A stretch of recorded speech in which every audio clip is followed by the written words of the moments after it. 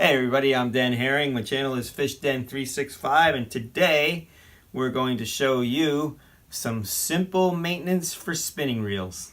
How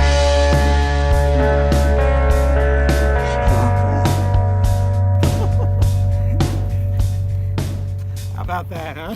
Okay, so the spinning reel is a very simple reel, and it doesn't require a whole lot of maintenance because there's not a whole lot of moving parts to it, so it's a pretty easy thing to maintain. Generally speaking, if you're in the market for a spinning reel, there's a few things you should know. There's two primary drag mechanisms that are used on spinning reels. One in the front, where you can tighten the drag right on the spool in the front, and the other has a drag mechanism in the back. The better reels, the ones that are better quality and have better drags, are on the front. So if you're in the market for a spinning reel and you want a good reel that has a better drag, get one with the drag on the front. The ones on the back, not so good. The other thing you want to make sure that your spinning reel has is all these spinning reels today, they have infinite anti-reverse, which means I cannot reel them backwards. I can reel it forward, as you can see here, but cannot backwards. But there's a switch on some of these better reels, and you flip that switch, and now I can reel forward and backwards. Why is that important? Well, if you like fishing for smallmouth bass the way I do, oftentimes what happens is when you get a smallmouth close to the boat, your rod is bent and there's not much distance between you and the fish, so there's not a lot of line in the water. Oftentimes smallmouths will make a power run right at the end of their fight, like right as you get them to the boat, or several power runs. And when that rod is loaded so close to the boat, if the drag isn't set very loose, your line could break. It's not the same as having your rod bent out here with your line way out there. It's right underneath you now. So you could always just flip that switch and back reel when the fish makes that power run, and you can just kind of control them much better that way. You can control the fight. So always look for a reel that has that back reeling capability, because it's important when landing some big fish and when landing powerful fish. Okay, so what we want to do now is change the camera angle to over the shoulder or from the side, and we'll break this reel down, and we'll show you how we take it apart and how we maintain it. Okay, so we have our spinning reel here, and what we want to do first is take the spool off. So the way we do that is we completely loosen the drag. So we turn the drag counterclockwise until this nut comes off. So let's get that started here. So this will take quite a number of turns to get this fully loosened, and there we have it. So so this just fits into here, and that's what allows you to tighten the drag. So we'll look in here first and just make sure everything's clean. Just looking in here, looks good. There's no real issues with this. Now this is this particular reel is a Shimano Symmetry, and it's a small one. It's their smallest one, at probably a 1000, and it's really an ultralight reel because it can't hold a lot of line. It's a small spool, so it's meant to be used with an ultralight outfit, like something you might fish for crappies and perch with, and that's exactly what I do, and sometimes trout. So, but it's the same as the larger size spinning reels. There's no difference. The components are all the same. It's just this is a smaller, more condensed package reel. But everything component-wise is the same. If the reel was larger, these components would just be bigger handle, etc., etc. So we've got this spool looking nice and clean. We could put that down. Again, if we think about this reverse engineering process, we took this off first, then the spool. There's not a lot of parts to break down on this reel. What I do want to do is just see how it's operating here, and I want to actually take this to a full extension, and I'm just going to wipe this off. I'm just going to wipe down everything, wipe the gear here, and get it clean. So there we go. So this looks good, and at this point, we're going to do two things. We're going to put a little grease on this gear, and then we're going to put oil, a drop of oil, down in here, and just one drop. But that one drop will lubricate everything, and it will allow this thing to work real well. So first we do the grease. So we're just going to put a little dab right here. There we go. Just a real little bit, not much at all. And then the same thing, same idea with the oil. So I got my oil over here.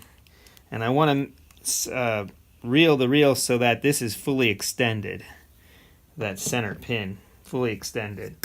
And then we'll take our oil and we're just going to put one drop down in here. Boom, there's my drop. And then we'll exercise this. So we want that center pin to go up and down a few times. That'll get the oil spread out in there, and we'll have the lubrication that we desire.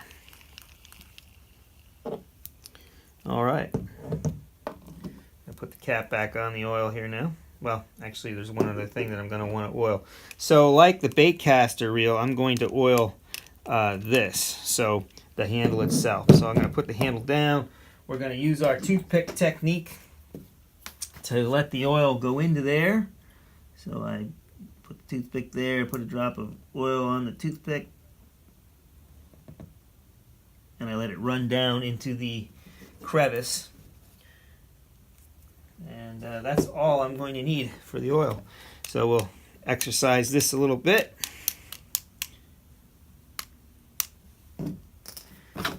And then we'll clean it up, get any excess oil out of there. There we go. Now, this reel allows you to make it a left-hand retrieve or a right-hand retrieve, and that's just by loosening this. You can actually loosen this up, and if you do this, this will actually fold up. So if you wanted to store this reel, you can do that, and if you loosen this enough, it'll fold up even more, like that. I like it where it is, but you can take this off, and in a lot of reels you can just reverse it. This would come out and you just put it in on the other side, and then you have a right hand retrieve. But for me, I'm happy with it being on the left hand side, so I'm just going to tighten it back up. I'm not going to put any oil on it. It's clean, it looks good. If it was a little grimy or dirty, I'd take it apart and I'd clean it all out. No reason. This reel's in good shape. It's very clean, and it's looking new, even though it's several years old. So got that together. That's pretty much all I do with a spinning reel. There's no reason to take it any further apart. Inside, there's really not much more to it. This is just a cast piece here, and so you've got this switch so that you can back reel. And then you have the other parts here. So the next thing to do is to put the spool back on, and it's just a matter of threading it back onto that center pin. There we go. And then we're going to tighten it back up on there. So this will end up doing two things. It'll keep the spool on your reel, but it will also end up tightening your drag. Just got to get this on here. There we go. All right, so, and you can hear it clicking, so each click is a little bit tighter on the drag. So we'll tighten it up a little bit, and this is another thing that when you're casting with this reel, you want to adjust that drag before you actually fish. And on spinning reels, you want to set the drag looser, because generally on a spinning reel you're using lighter line, therefore it could break a little easier if there's a big fish. So you want to have that drag a little bit more loose on a lighter line. I mean, in the case of some of these bait casters, depending on how you're fishing, you might have 50 or 60 or 80 pound braid on here, and you lock this drag down. In other words, you make it so tight that you can't turn the handle no matter what you do, or can't turn the spool, I should say. And that's so that you can pull a giant fish out of a huge lily pad bed or a fallen tree, that kind of thing. It gives you the power you need to pull a big fish out. You're using super heavy line, and you winch them out of there. Different story when you're doing a finesse presentation, like what you might do with a spinning reel, where you need to have that drag set looser because you're using lighter line. And we're good to go. This one's all ready to use. And it's as simple as that on the spinning reel. Okay, so now with the last couple of videos, you know how to simply maintain your spinning reel, simply maintain your bait caster. This is the time of year to do this before spring, before the season really gets started in earnest. have your tackle ready to go. It'll save you a lot of money in the long run because you won't have to keep buying new rods and reels to replace everything. So it's good to spend a little bit of time during the down months when it's got the cold weather and a little harder to get out there due to the weather, to take some time and actually do some of this maintenance and re-spool your reels, get it all ready, and so it'll treat you well when you're back on the water. Well, I hope you found the video to be useful and beneficial. If you have any questions, please ask them in the comments. If you like the video, hit the like button. Also, remember to subscribe to the channel. You'll get an instant notification when you hit that bell of when the next video will be available for you to watch. I look forward to doing the next video. We're certified Bassified, and may God bless your fishing endeavors.